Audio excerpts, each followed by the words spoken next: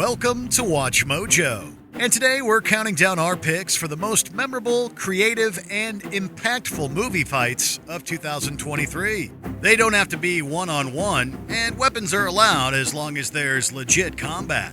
We're giving a spoiler alert up front, so don't fight us if we share any major plot points.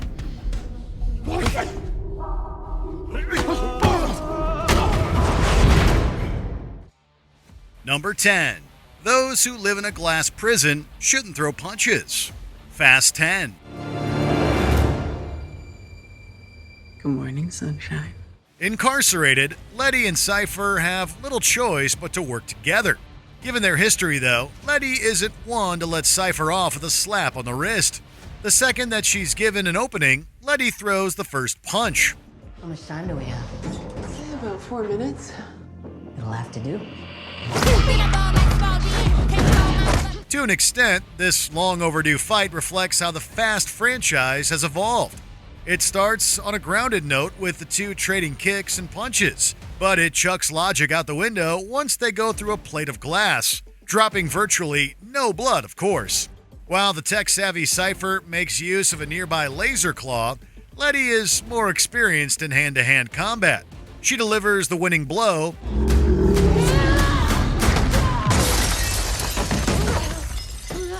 although slamming into another glass wall is nothing that Cypher can't brush off. Number 9. Into the Renaissance. Spider-Man Across the Spider-Verse. Friend, I will not rest until I find this Spider-Woman. Draped in the ambiance of a mood ring, every frame from Gwen Stacy's universe would fit in at the Museum of Modern Art. It's only appropriate that Across the Spider-Verse would commence with Gwen facing off against a Renaissance man, or a Renaissance vulture in this case. Where are you from, bud? I am an artist, an engineer. Oh, great.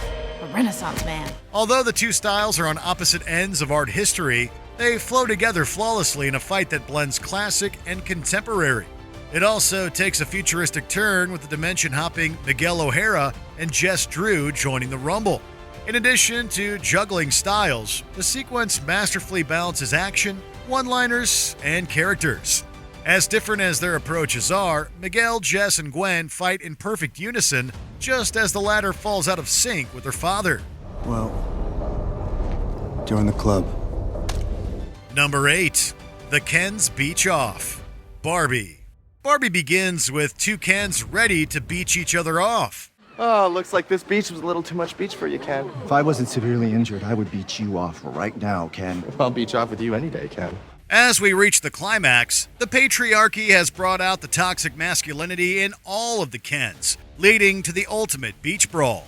Naturally, the showdown comes complete with a power ballad and planned choreography. Although this is the Barbie land equivalent of a war zone, it maintains the essence of playtime with the Kens using tennis rackets as weapons and beach balls as ammunition. The Kenergy climaxes with a final dance number inspired by the Dream Ballet from Singin' in the Rain.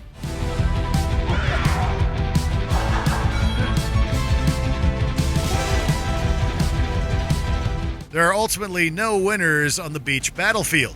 The true victors are the Barbies, who reclaim their constitution, while the Kens beach one another into defeat.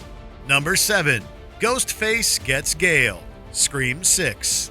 The 6th Scream movie marks a first as Gale Weathers finds herself on the other line with Ghostface. Hello? Hello, Gail. Strange that you and I have never spoken on the phone. This is long overdue. Gale is no amateur, and Ghostface is well aware of this. Realizing that Gale will be 2 steps ahead, Ghostface gets a 3-step head start. Gale has already survived 5 movies, but as Ghostface bluntly reminds her, Dewey's luck ran out last time. How does it feel to lose the only man who ever loved you? You. Putting Gale in a vulnerable state, Ghost aims to axe off another legacy character. Armed with a gun, Gale seemingly outsmarts Ghostface with Star 69. Can you hold, please? What?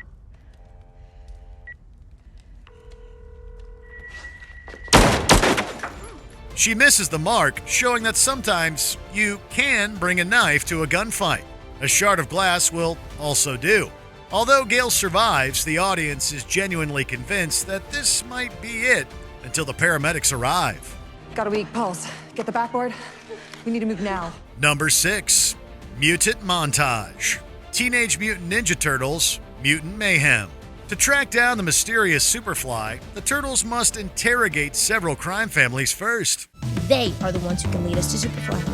That's a lot of leads. The backdrops range from a seedy poker table to an Asian restaurant to a sketchy mattress store to a rugged pool hall to a secret lab. Although the locales change, the sequence is ingeniously edited into one flowing fight with each of the turtles getting a chance to shine. We see the turtles fight as a group as well with a 360 shot that's pure sensory overload. It's all set to Blackstreet's No Diggity, which the filmmakers struggled to secure the rights to. While alternatives were considered, no song matched the action as well as No Diggity, which was fortunately cleared. It's the music that pushes this montage over the edge.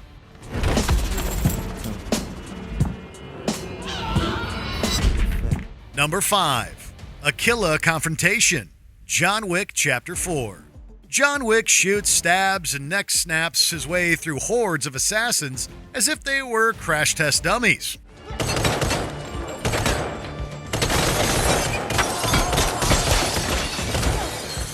Anyone who can stop Mr. Wick in his tracks has already overcome the odds. John faces his most physically imposing opponent yet in Killa, who's built like a flight of stairs. Except this flight of stairs can throw a punch. Initially, it seems like Killa might be a pushover as he flees through a neon-lit rave. When the fight boils down to brute strength, though, the hulking Killa tosses John around like a ragdoll. Killa wins one round, knocking John down a story. John makes a comeback in round 2, raining upon his heavy-hitting adversary with help from some stairs. Why don't you just die?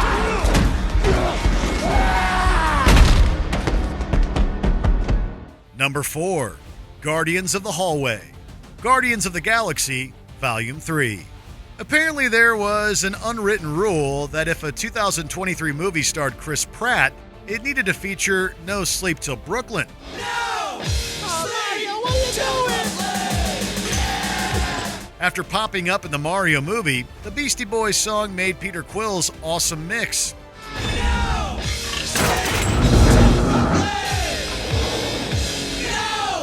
Sleep till Brooklyn! Rocket is done running from his past, but that doesn't mean he'll face it alone.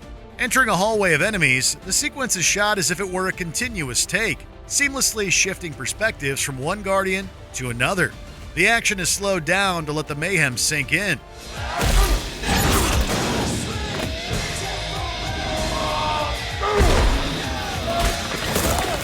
It's one of the grittiest MCU fights, with the absence of red blood being the only thing restraining it from R-rated territory. Like the best hallway fights, it makes a short distance feel like a murderous marathon.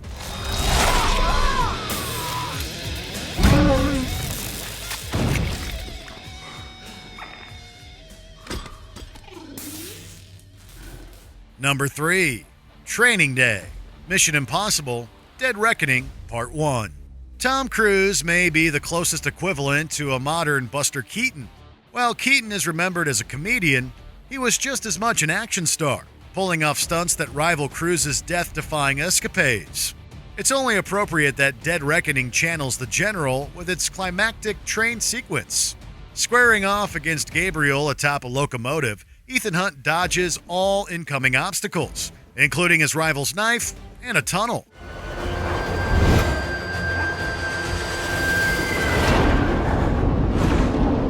The set piece utilizes as many practical effects as humanly possible, putting the actors on a fully functional train that'll inevitably be destroyed. The upper hand keeps changing, with Ethan eventually pressing the knife against Gabriel's throat. Gabriel gives him the slip, but even when the mission goes off the rails, Ethan holds the key to victory. I got it. We got it. Number 2. Donnie defeats Diamond Dame. Creed 3. In the previous film, Adonis Creed settled one of Rocky's oldest scores.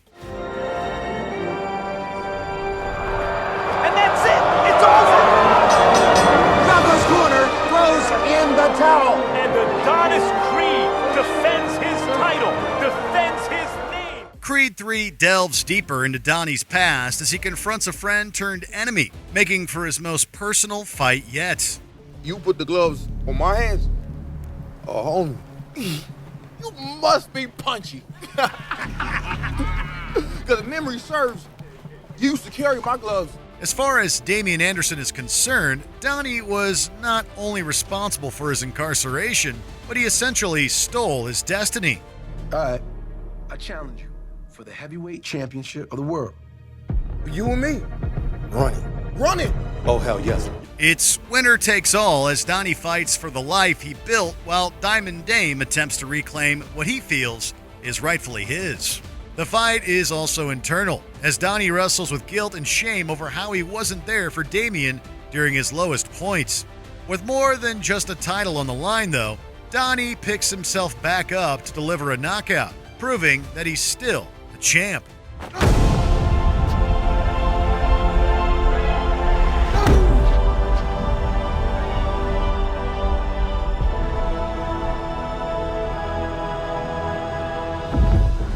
Before we unveil our top pick, here are a few honorable mentions.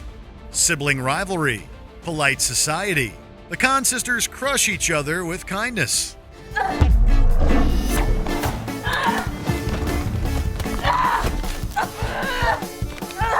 Dropped a bomb. Sisu. Going out in Dr. Strangelove fashion.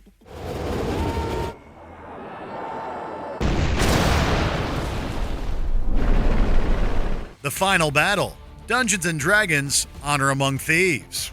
A campaign well played. We had to distract you so Kira could slap on that cuff, and so Dork could do this.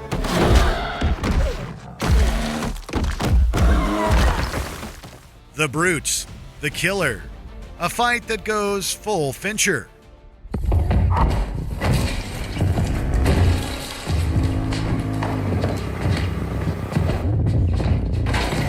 Shape-shifting showdown. Nimona. Unleashing the animals within.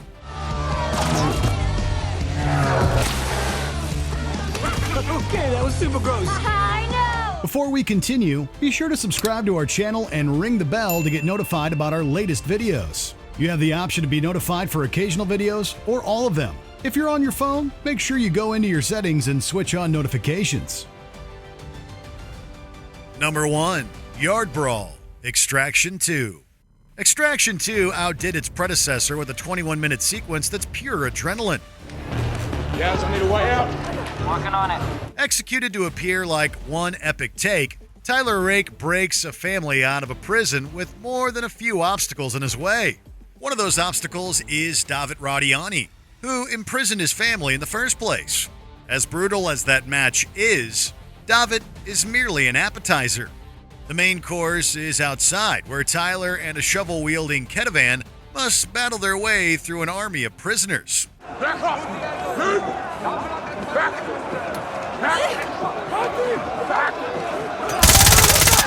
Every time one prisoner goes down, several more jump in.